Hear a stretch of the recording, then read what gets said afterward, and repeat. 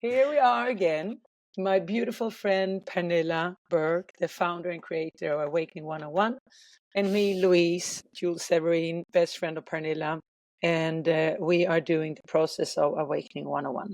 Wait, Awakening Process 101, I think it's called. Yeah, exactly. I love how we always forget what the podcast is called. But I have this dysfunctional thing that I always turn around words. So, Yeah. so it's the. Yeah, but I do that too. It's fine. So Yeah, what is we it? get it. The awakening process of 101 or the process? No, the awakening process of 101. Yeah. Not the process of awakening. Yeah, but I mean, it means the same thing, so it doesn't really matter. Yeah. Okay. So here we are today. It's a new theme. It's a new talk, a new laugh. And today's theme is going to be now. Now. Now. Maintenant. Yeah. New. Nu. Precis. Nu. I love Pernilla. She has so much humor. She's always laughing.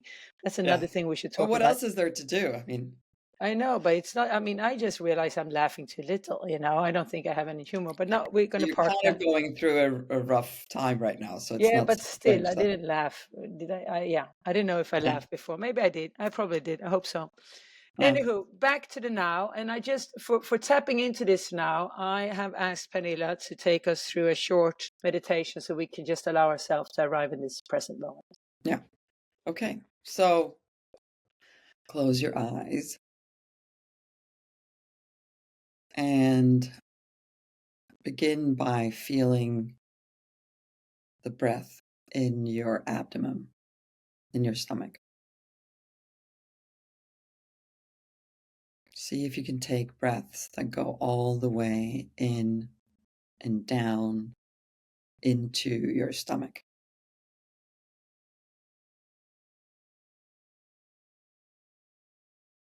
Slowly breathing in, breathing out.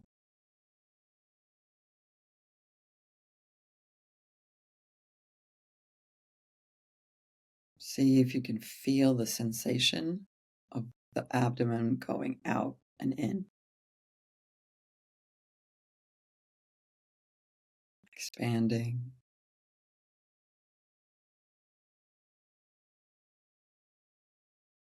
Contracting.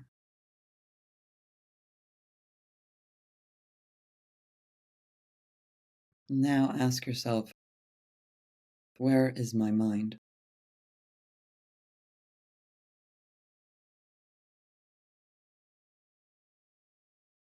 Recognize that just through this simple exercise,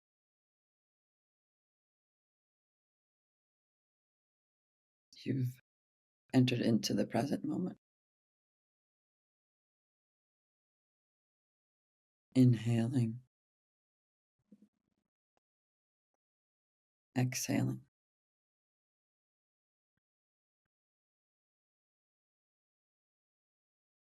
Find this moment and sense into the gratitude of the gift of the present.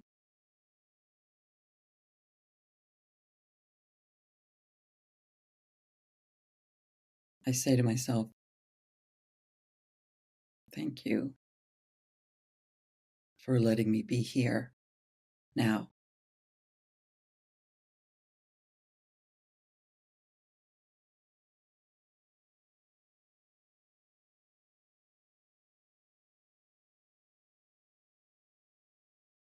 Slowly open your eyes.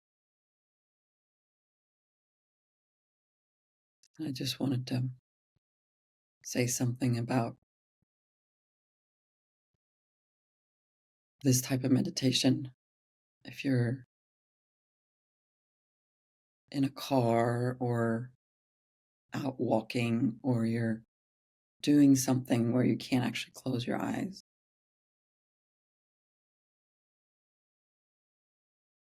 just notice where your mind is while you're driving.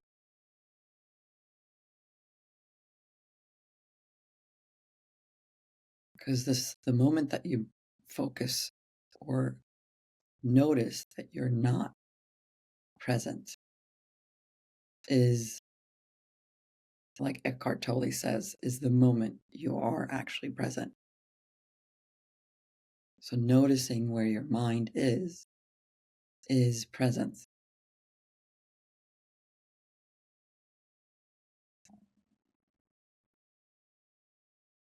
Take in another deep breath. We can begin. Thank you so much, Pernilla. I could have stayed there for another 45 minutes. That's what I do. It's lovely. Thank you so much. It's funny because you mentioned Eckhart Tolle and you mentioned the thing, notice where the mind is. Mm-hmm. And I very often use the sentence that when you're focusing on the breath, and the breath is in the present moment, but also the mind is in the present moment. The mind can be thinking of the future or the past, but the mind can't jump into the future. So exactly what Eckhart Tolle is saying, like when you're becoming aware of where your mind is, you're in the present moment. Yeah, So actually, it's on. I'm holding up the Power of Now, which yeah, it's so funny. So when Louise and I decided that we were going to talk about the now, because we were like, let's just talk about now, and but then of course it got a little bit more serious than that, and we said we would maybe bring in this book that Eckhart Tolle wrote in 1999, actually, and I think I read it at some point right after that. And of course, at that point, I just had no idea what he was talking about. I mean, come on now, what does that mean? But I looked at it yesterday, and sometimes these books, I keep them for so long that I can remember. I have notes and underlining what I underlined 20 years ago. And I think, I don't know how long ago I did this, but it's on page 55. It says, the moment you realize you are not present, you are present. Whenever you're able to observe your mind, you're no longer trapped in it. That is, that's the whole point of like meditation, helps us train that side of our mind. Oh, you underlined it too? it's underlined 20 years ago. No, but like, let me finish this. So it's like the moment you think about that, like, and that's meditation brings it to the forefront, because we're sitting there and we're not doing anything. We have our clothes, and of course, like, your mind can be busy, but the moment you notice that your mind is busy is the beginning of something else. And I do this in the car a lot, because if I'm driving, usually when we're driving, we think about so many things while we're driving, right? This and that and this and that and this and that. And then I started thinking about, okay, how can I like practice meditation while I'm driving? And I do that thing. I mean, I do my practice of breathing in and out through the nose slowly, but also just notice where my mind is. And it really helps to just, I mean, a drive can then be relaxing, instead of when we drive around and we're like, oh, I have to go to this and this. So it can be practiced at any point. Bringing your awareness into the now can be done very easily, really, if we start with small exercises like a meditation, or just asking the question, where's my mind now? I definitely, I mean, I'm so with you, and it's funny, we underline the same thing. I think we need to just underline that, while driving a car, we should mainly be focused on driving a car. And I think, no, because, it's, I mean, what you're saying is like, of course, you can meditate while you're driving your car, but I think that what's really, really scary is like, when you're driving a car, maybe the same route every day, and you kind of, after 10 Check years, out. wow, I haven't seen that house before. And you've been passing that house every time, because we're in this autopilot. So, I Yes. mean, Yes. that's pretty scary, it's, Yeah. I Yes. drive very often from Denmark up to Sweden. That's 6 hours drive. And even now, when I've been driving this route for, even as a child, when we went to the southern part of Sweden, I see new things on that route every time. Yeah. So I mean, I just want to, we're not going to. Talk I about just this too no. much. I just wanted to say that okay, it's of course you can notice where your mind are and then bring it back into maybe being on the road or actually see whatever is around you, but Yeah. it's being mindful in that present moment. So I just wanted so no one starts saying, okay, I'm going to sit and drive and then try No, no, to no. I'm you just pointing out that you can be present while you're driving. yeah, 'Cause exactly. most So often, since we're doing it instinctively on yeah, instinct, that's when we can be the most distracted. We're yeah, thinking of thousand yeah, things. And it's just the practice, like these yeah, moments throughout the day where we yeah, can shift how we operate yeah. And and then, but I, create yeah, more presence. yeah, and I just wanted to underline that so no one comes and say like, oh, those girls are saying that you can sit and meditate while you're driving, and my mind can be on, on Bali or whatever while I'm Yeah, driving on the highway. yeah, yeah, yeah. So that's not what we're saying. But I want to just round that, from the present, notice where your mind are, knowing the breath and the mind are in the present moment. I want to go back to when you said you read the book when it came out and you didn't understand anything about it. And I was actually the same. I remember I had a psychiatrist who gave it to me and said, you should read this. And I was like, what is this for nonsense? I had no idea what it talked about. So, Nonsense. but really, it's like, Yeah, yeah. but I've been reflecting a lot about, for me, and when we went through life and we went through the period of doing a lot of drugs and not being present at all. I mean, I think for me, the big difference was I was searching a present that was outside myself, and this is a present inside. Hmm. I didn't understand there was a difference. You know what I mean? And it's Of like, well, course not. people were saying, well, be present. Well, I'm present. There's a house there, you there. I mean, how can I not be Yeah, present? no, but saying be present is just like a slogan. Like you don't, unless you have an experience of what it feels like to be present, Yeah. which is what we did this morning with the meditation. So you use certain tools in your meditation to actually experience the feeling of being present. Until you have that, and until you have these little glimpses that I'm talking about, it's very hard to like be present means absolutely nothing, Yeah, but how many I teachers think. don't you say to kids, be present? Yeah, but that means more like focus on what I'm saying.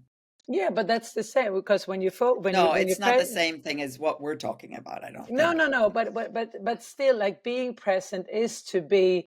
I not want to come out on a sidetrack. I really wanted to keep it here because what I'm trying to get into is that when you being present, looking at the sea, looking at everything that's outside yourself, if you can't relate that to a body experience, if you can't Hmm. make this embody in your body, you don't Hmm. get it. That's what I'm trying to. Yeah, That yeah, you're right. you need to have that connection because of course, if I, you know what I mean. That's what I'm trying to. You need to put the charger into your body and feel how it feels in your body to be present. Hmm. That's what I'm saying is Yeah. like that's what we're talking about here with Mhm. meditation and the practices and the breathing is like the feeling of being present Mhm. will only really like a word like be present will only really make sense. And that's why if we're talking about the book, right? You and I read that in like let's say in early sobriety the first time. And at that point, we had never thought about what being present was. We had never, I mean, mindfulness wasn't really around back then, but we had never even, that was not something that anybody ever talked about. It just was not something that was like, even in sort of the main culture now, people talk about being present and mindful and all these things. It didn't exist. So, of course, we had no idea what it was. And it's not until you, Louise, you became a Buddhist. You then did yoga. I mean, yoga is the only time that I, for the first like 10 years of my sobriety, had moments of where I was present, even though I would never been able to say, oh, I was present today for a second in yoga. Like I would never know that then. Right. It's the same thing for you. Like you probably didn't even know what it meant until like what the last 5 to 10 years. So, and it's almost like it was like a bit accumulation of many moments that we didn't have awareness on, small moments of presence that then accumulate into a moment where you're like, oh my God, I'm completely present. I'm actually here right now, and I'm not thinking about what happened before or what's happening later. And I'm not upset about something that somebody said a week ago. I'm not worrying about this thing that's happening 2 months from now. I'm just here now. But it takes time, and it's not, but a little bit is better than nothing, right? So absolutely. But I think also that now you said that, I remember, for example, I went mountain climbing a lot when I went to high school. And at that time I was not sober, I could even, I didn't go high, but I would. But there was one thing, and this was at that point, so maybe I must have been 17, 18, 16, 17, 18. And I remember, I suffered from migraines since the age of 4. And I remember when I went mountain climbing, there was nothing else than the present moment. I didn't call it the present moment, but my body experienced that. And that was like, there was no time for pain. There was no time for anything else to fill. And I want to relate this back to page 42 in Eckhart Tolle's book. What he writes, it's the reason. Yes. And I think this is, he's writing, the reason why some people love to engage in dangerous activities, such as mountain climbing, car racing, and so on, although they may not be aware of it, and this is exactly how it was, is that it forces them into the now. Yeah, totally.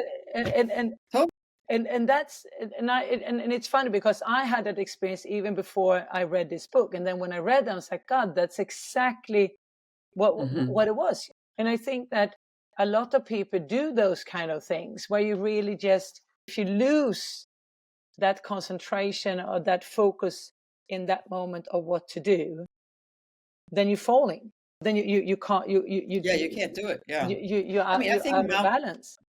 Mountain climbing is like a great example. But I think that two things. I mean, for me, when we've spoken about this before, but for me, it was the barn, right? The horses.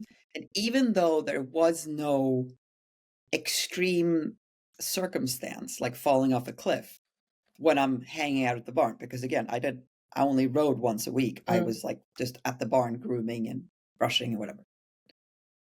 It was the horses being present that forced me into the present moment. So they're present.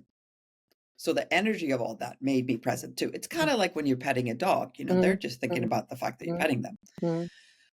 But then I just had a quick glimpse of, I think that having my mind be quiet was also the initial reason why you drink or do drugs, right? Because at least in the beginning, at the end, like towards the later years, it was just like you just do anything to quiet your mind. But when we had nights when you're just like living in the moment and you're just partying and you're going from one party to another, and it's this a little bit the same thing. Of course, it's not the healthy way to do it, but that's really what we're searching. So are we saying that our lives is searching for the present?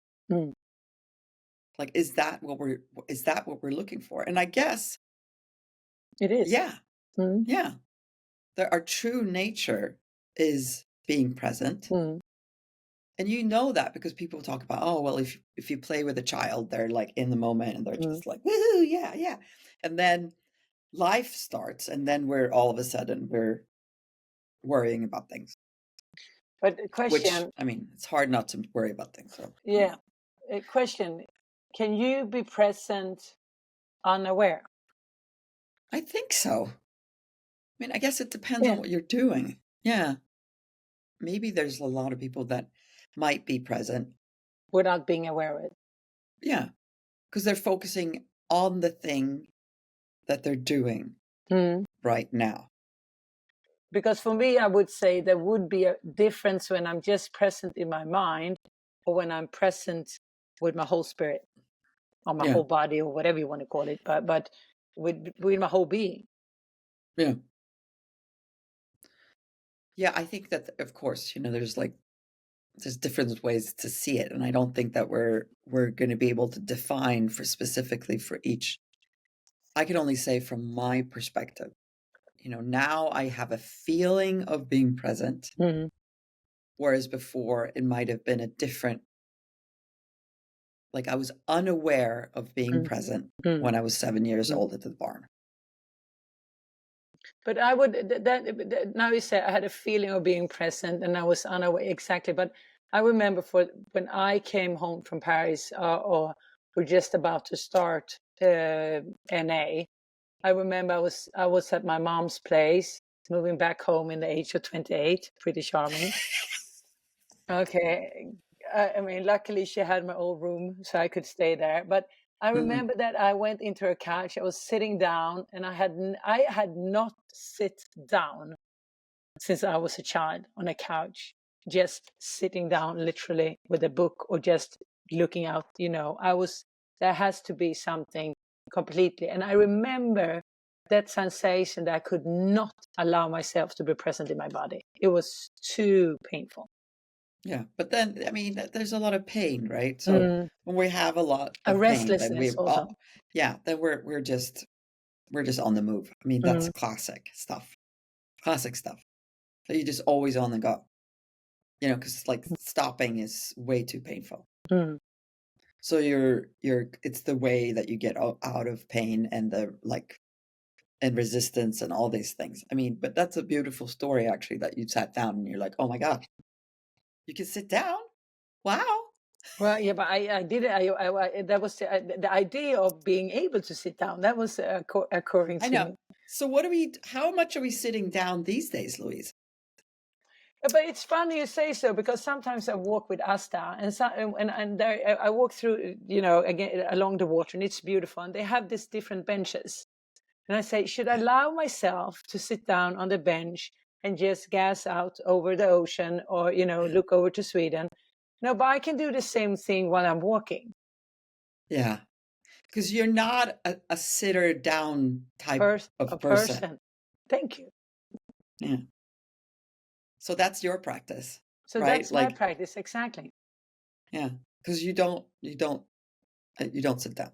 I mean, I do when I meditate, but no, but sometimes, Great. But I catch myself into it, and but then, it's like, okay, do I really have time? No, I rather walk, so I get to move the body. If I sit down, Asta wants to she's drawing all my attention. And so there's 100 of excuses, but interesting. How often do you sit down per day? I sit down way more than I ever have. Tell me, when do you sit down without meditating? Yeah, I mean, I like the office that I'm in has a couch. I sit on that couch all the time. But then maybe what are you reading? Well, yeah, I mean, I guess that's I'm on my computer. So that doesn't count, does it? I wouldn't say that counts. No. You're going to sit down with yourself, just yourself. Yeah. So, yeah. No. Maybe we should start practicing that. Just sitting down. Because what comes up to me is like, this is waste of time. Why should I sit here by myself? Who sits down? Like, what is that? That's literally like, what? Yeah. No, I mean, no one actually, you know what? No one sits down. So if ever you listen to this and you are a sitting down person, then please send us a note. Call us, because we want to know you. We want to know. We want to know you. I want to know what you're doing, sitting down. No, but that's very, very interesting. Yeah, because like these days, I think about this a lot. Your mom would sit down. Do you think your mom and my mom would sit? Yeah, my mom. No, I think my mom will sit in her kitchen. Yeah. And look out the window, and she sits on her little balcony and looks out. She'll sit there, and I don't think, sometimes she reads a newspaper, but like we have cell phones, computers. Yeah. So if I'm sitting down in the kitchen, I'm looking up a recipe. If I'm sitting down in my office, I'm working. So we're just hypocrites. No, but it's funny because it's that thing to sit down and don't do anything, because we can sit down and meditate, but then we're doing something because we know that's nurturing. Then it's allowed. Then it's okay. Then it's allowed, but then that's because we know we get something out of it. Yeah. So I mean, I guess that's the thing. We should practice that. We should like all, coming home, we come through the door, we go sit down. Yeah. For 10 seconds, we can do it. But also, I guess, when we are in the car. Hold on. What? Yeah, but when we're on, like when I park the car, I always try to just stay for 3 breaths. Like wherever I go, Yes. I park the car, it's like, now I'm here, even if I go grocery, I pick up Polly or whatever. But that's, I sit down, but there is a purpose with it. Yeah, but it's a practice. Mm. But I wanted to say something about the mind, right? Mm. So regardless of sitting down and not sitting down, whatever, you can be completely present if you're moving through your day, regardless of what you're doing. And I think that for me, it took a really long time, but right now it's like most of the time. And I was reading about this a little bit again in Eckhart Tolle's book. It's like talks about psychological time and clock time. Mm. Like I have my day planned, but moving through it, I'm not in the past and I'm not in the future. I just have different things that I'm doing, and I have a calendar and I move to the next thing, but I'm not anticipating or feeling angst about something that happened before. And I thought about this. It's like, how do you get to that place that's actually a possibility, right? Mm. And I wrote about this in the blog. It's called "Presence is the Only Place." Mm-hmm. And I actually forgot that I wrote about this, but it's the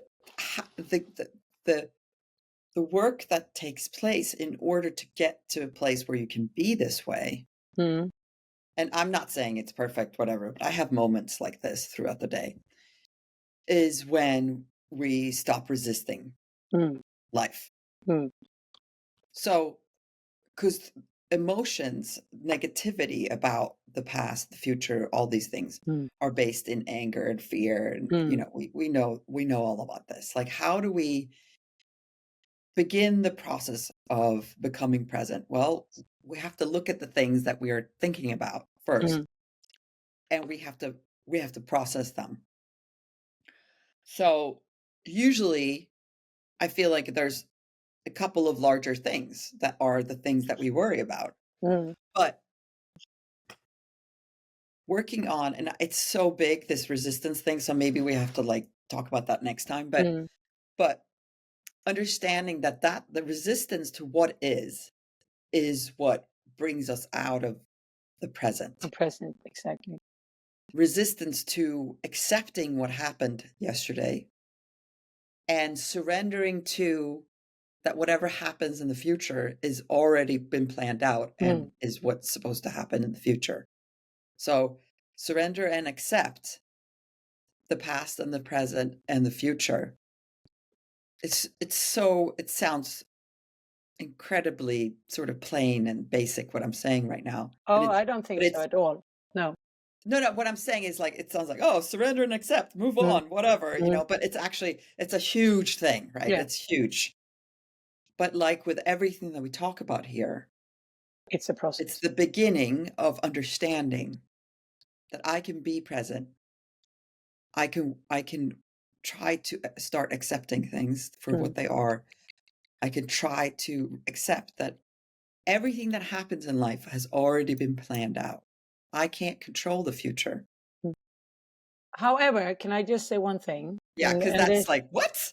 No, not at all, not at all. But I think also about me being in this situation where I'm in right now. But you can't change the past, but you can influence the future with the actions in your present. The things like cause and an effect is already manifested. It might not be seen for us right now, but things has already been folding out. It's already been manifesting out from that cause. Like the lotus flower is both seeding and flowers at the same time. So the cause and effect is manifesting in the law of life or karma, what to say. But I think back to the acceptance and the surrender, I think it's important to practice everything with kindness and true compassion, because things takes time. And that's why we call this the process of Awakening 101, because there is no spiritual bypass. Things will keep coming back to us until we really have processed the thing. And that's where the universe supports us, because, you know, you have this butterfly or even a baby in your belly, like the butterfly is in his cocoon. You can't force it to come out. It comes out when it comes out. It takes the time. Exactly. It takes. And that's exactly the same with the acceptance and the surrender, because, you know, the resistance are really holding on to something, really holding on to, even if it's a negative thought or a negative emotion or a negative situation you're into. And even if your wish is really to release, you can't release until you really have kept on surrender, and that the divine universe is there to support you in that really true energy of letting go. You know? Yeah, I think that the key here, and everything you say is so spot on, because it's a process, and it takes time, and and like, just like a child in utero, right? Like it takes the time it takes. Like there's no. But the thing that I've noticed throughout the years is the sort of the attitude of the person. So true. Attitude. It's the attitude of going, okay, this is the next thing. And again, like my therapist, Robert Jameson, he say, like, the new thing that's coming, oh boy, more fun. And I think that that's the thing that we have in common, Louise, is that we didn't turn away from the discovery. And when things are really hard, then you try to work on it instead of turning away from it. And that's what, if you're going to have this process and understand the resistance in life and why you have resistance to certain things, it's keeping on and trying to understand what it is and not giving up. And that's the only key. And having patience. And and that's what I mean. I would say have patience. Back to what I have mentioned before, but patience is the wisdom. You know, you become wiser when you are patient, when you don't give up, when you be that, you know, having that trust that, you know, you said that to me, you need to accept it. What can you do? You know, and yeah, I you know, things are like they are supposed to be. And when I hear it, it's like, no, they're not at all what they're supposed to be. I should be there and I should have this and the thing should be like this. But no, they're not. No shoulds. No shoulds. But it's that illusion or that fantasy of what we brings up.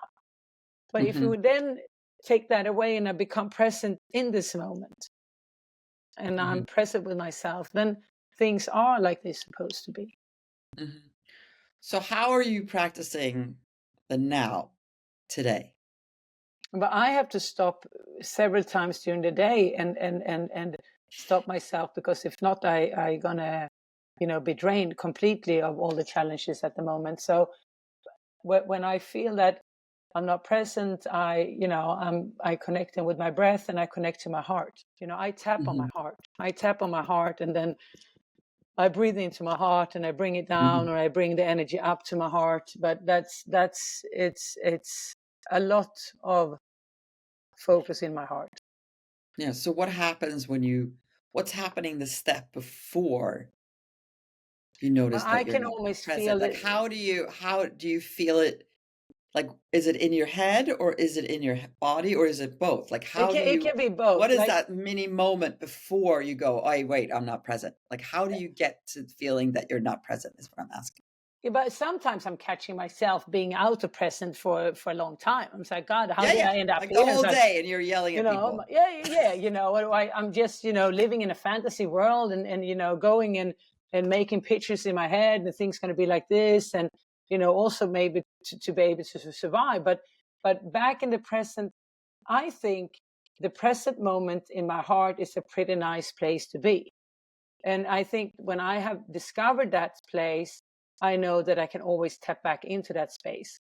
It's not always that I arrive into that space, but I know it's there. And when things start being when I'm not present, as you said, either it's the thought, and I can feel the sensations in my body, and it just becomes, it's tense. It's tensed in my body. Or Yeah. then I really try to stop up and just, okay, let's breathe into my heart, tap my heart, getting back, and then so it's a work several times during the day. Yeah. So I guess as like a general, you say, come bring your awareness back to the heart, right?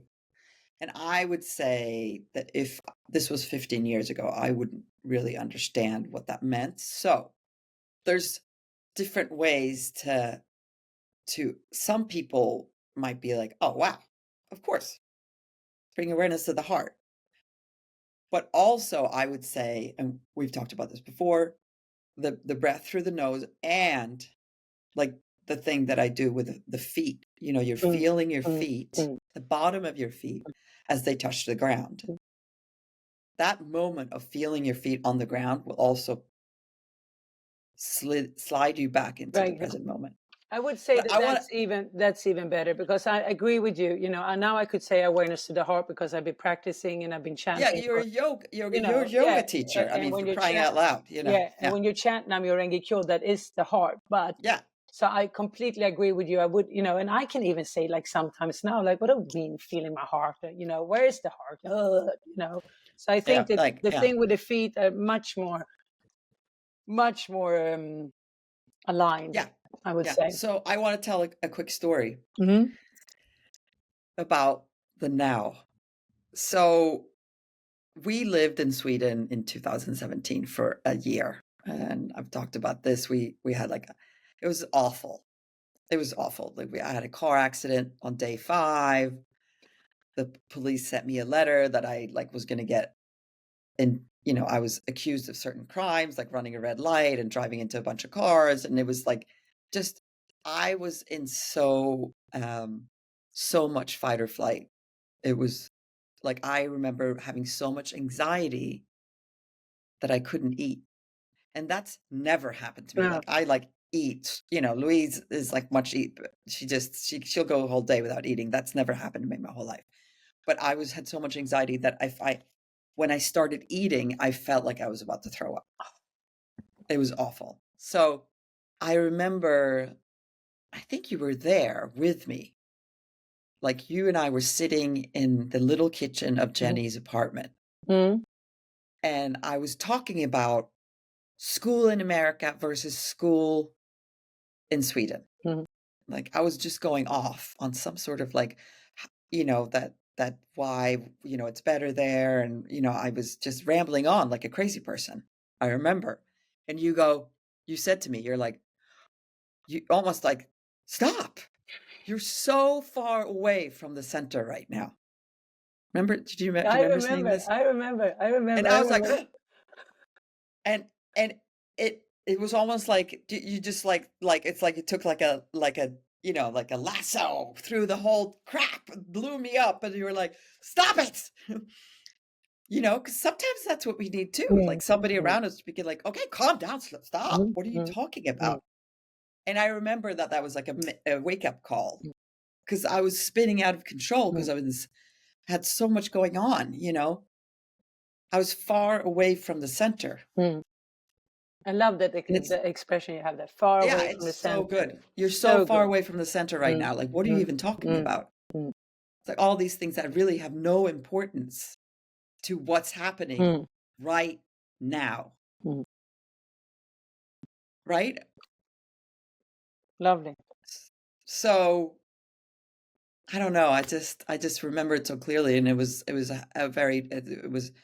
something that I needed to hear at the time. That's, I guess, why people have best friends. Yeah, but I think that's what we're doing, right? Because you need to, you help me to snap out also when you say, please, you need to slow down. That was also like, hey, what are you doing? Why are you moving so fast? I love it. It's been a mantra since you said that. Like, I can catch myself. No, but even this morning while doing tea to the yogis, I'm just like, why am I in a hurry? Why can't I just take things slowly? So, exactly like you had with that moment, like you're not centered. So I think that's how we're helping each other, that, it's very easy to come out of, back in that autopilot and not being aware of what you're doing. Yeah. I mean, I wonder, like, what is it that causes the physical hurry? Very interesting. Where does it come from? When we're moving fast through life, like, where does that come from? But did we move fast, like when we're living in the caves, or did we move slowly? No, I have no idea. But like, if I think about like me getting ready versus James getting ready or Anna getting ready, they don't move fast. They don't. They just don't. That's like Holly. She doesn't move fast either. Me and Elton. And why do we do that? Alice and I, we were like, getting ready. James doesn't move fast. But why do we move fast? That's very.